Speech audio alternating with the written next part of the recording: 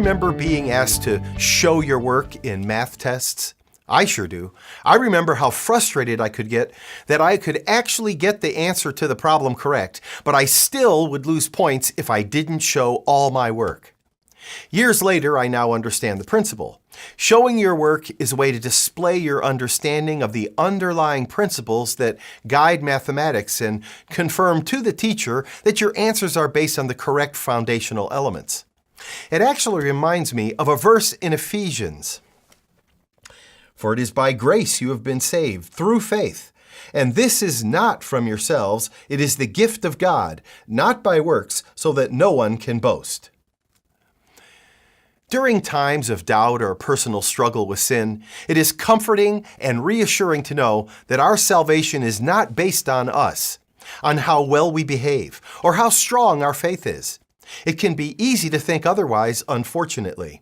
We may know in our minds that our eternal salvation is secure in the redemptive sacrifice of Jesus Christ on our behalf. But sometimes that may not feel like enough.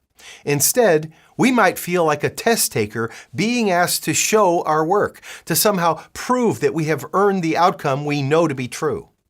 The voice of the accuser can enter our thoughts asking, "What is your salvation really based on, though?" Of course, if our salvation were based on anything we've accomplished, we certainly would be in trouble. But thankfully, we know that the opposite is true.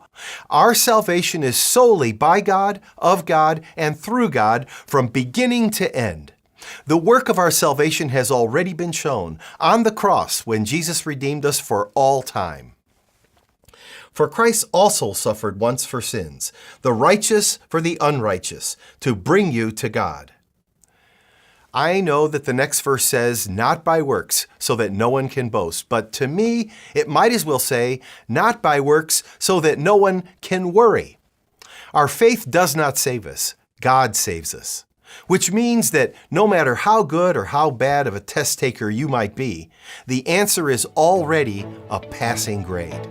I'm Joseph Tkach, speaking of life.